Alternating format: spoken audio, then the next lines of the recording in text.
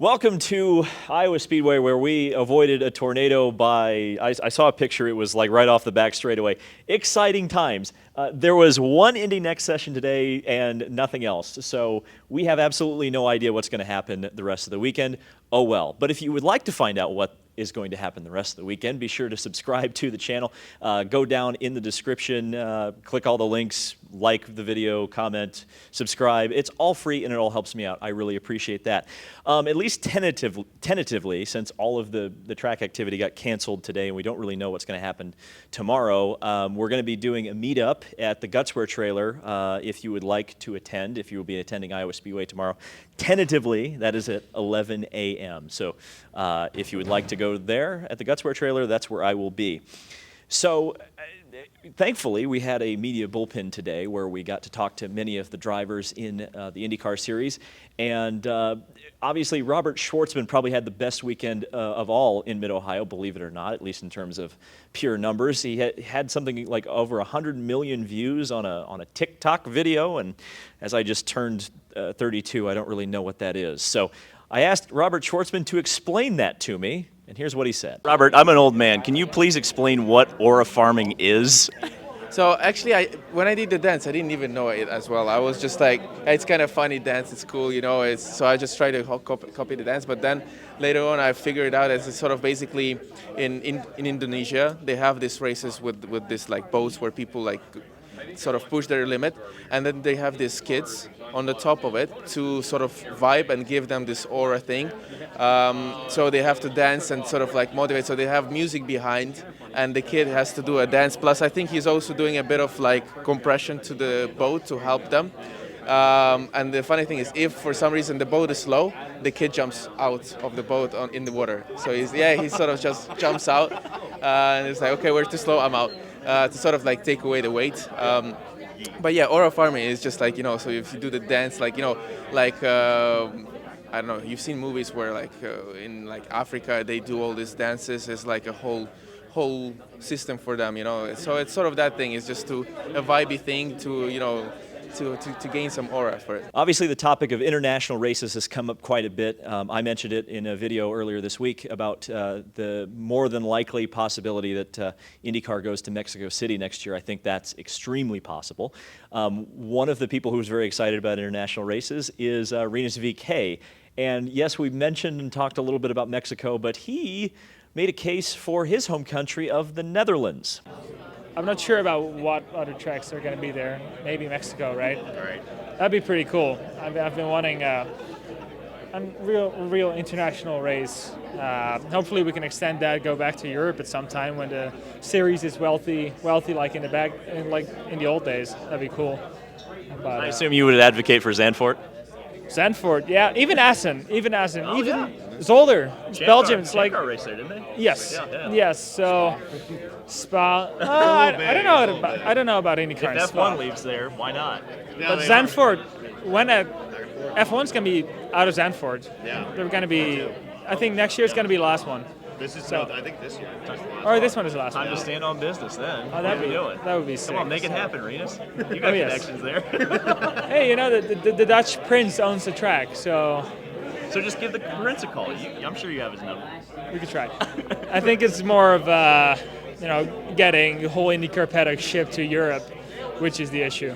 Yeah. I'm sure they will sell out. I'm 100% sure everybody, like the whole country, will try to be there. I mentioned it at Mid-Ohio. It's one of the biggest stories in IndyCar racing right now, and really, when you start looking at the stats, it's one of the biggest stories in the last 20 years, I think, in IndyCar racing, and it's the streak of victories that Honda has gone on, especially in this era where you theoretically have two competing manufacturers that are essentially on the same level. Honda's won the first 10 races of the season. They've been undefeated this entire year. I thought that was unprecedented, but I wanted to make sure, and since we had a rain delay today, it gave me ample time to look this stuff up. The first season I thought to look up was 1994, the dominance of the Ilmor-powered Penske cars, but Ford won a pretty significant section of that season despite the dominance of the Ilmor engine, and even Ilmor beat themselves at the Indy 500 with a completely different engine, the 209 Mercedes engine, so that wasn't a great season. But there's two examples I can give you, and they're not really equivalent to the Honda dominance.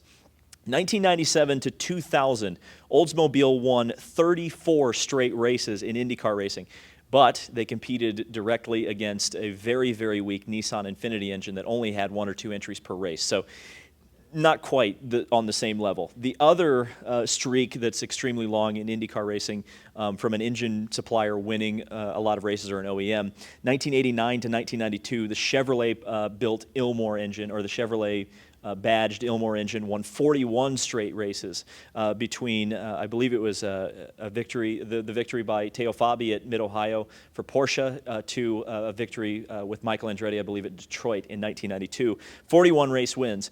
And what that gives us is that Oldsmobile won 2 straight seasons in 1998 and 1999 in the IRL. And in kart, Chevy swept the entire 1990 and 1991 seasons. But really, it's not super equivalent because there really wasn't another engine like the Chevy Ilmor, and there really wasn't another engine like the Oldsmobile, and the Oldsmobile was a completely different rule set. The closest I could come to the kind of dominance that we've seen from Honda, and it's still not exactly the same, is ironically Honda. If we go back to the 2004 Indy Racing League season, Honda won 15 straight races. But they didn't win the first 15, and they didn't win the last 15 because the first and last races of the season were won by Toyota-powered Penske cars. So Honda's done this before, but never quite in this way. And one of the big storylines, as we know, at Iowa, the Chevy cars are usually pretty good here. So I wanted to ask some of the Chevy drivers, what are they going to be able to do? Are they going to be able to beat the Hondas this weekend? You guys have kind of taken the role of the top Chevy team. You guys are really the ones who are challenging kind of that Honda domination.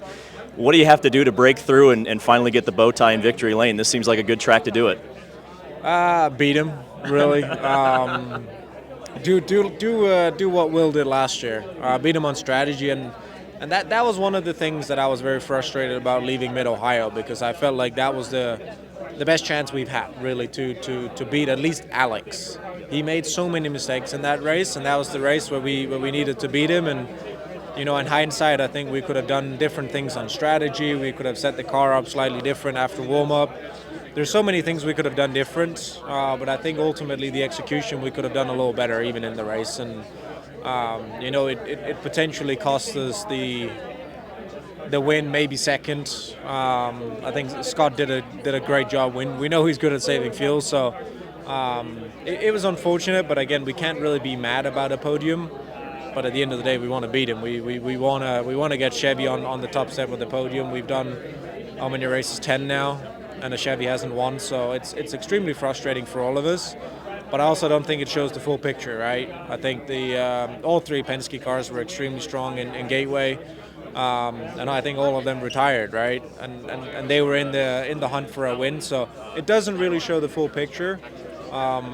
But at this point, I think we would love to be the first ones. Yeah, it's very, very important. I mean, I stand by it. I still feel like there's some races during the year that just haven't fallen our way, and like for Chevy as well, I think we could have easily won a couple there, but I feel like we're going to be pretty strong this weekend. It is what it is, but they're doing a great job, and we're working hard to be better. I'm not sure what's going to happen now. I'm not making predictions. But they should absolutely win a race this weekend. It'd just be the most insane thing if we don't. I mean, I don't necessarily think if it's pressure. It's more of just like really wanting to win at this point. So, yeah, Honda's done a great job this season, and yeah, I think it showed. Same with Palou and Ganassi and all those guys. But yeah, I think that we're turning up to some Chevy tracks here, so it should be some fun. And so the final note about Iowa that everybody has been talking about all year going into this is the racing quality. And we know last year the race was pretty dismal, both races, and we are a little bit concerned that it's going to be the same way. Certainly the drivers are. Here's what a few of them had to say about what we expect the racing quality to be over the next 2 races. My expectations, like I'm thinking of a wet practice, well, a wet day today. Yeah. Probably not any practice. Maybe a couple of laps in the morning before quali, I imagine. Quali is going to be massively important.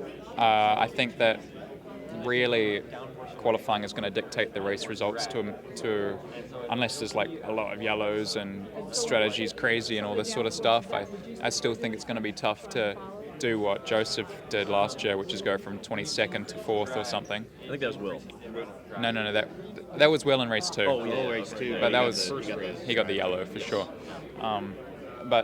Yeah, I don't think it's going to be easy to overtake.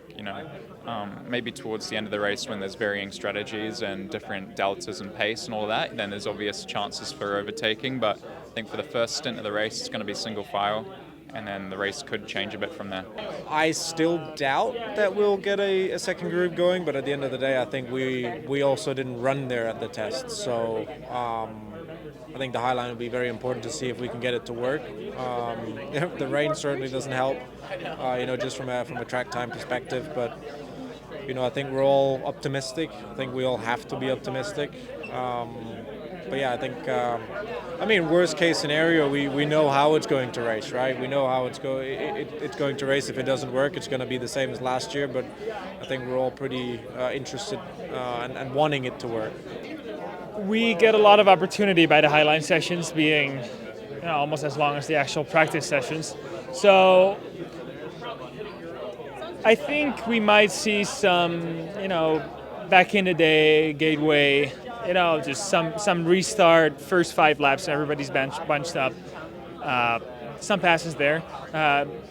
Santino kind of did it last year on the restarts. I think, with the more downforce, less power, I think it should be more likely.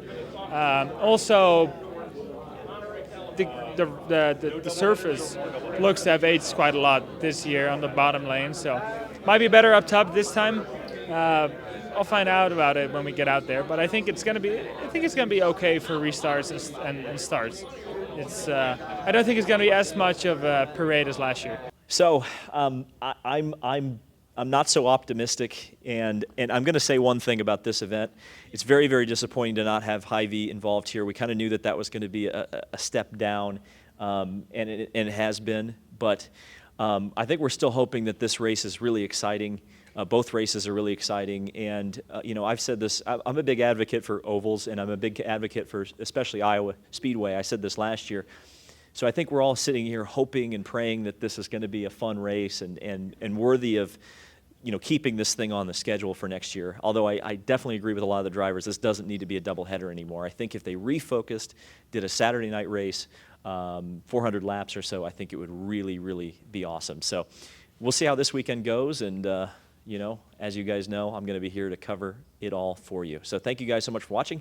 This has been David Land on YouTube, and I will see you hopefully at a drier Iowa tomorrow.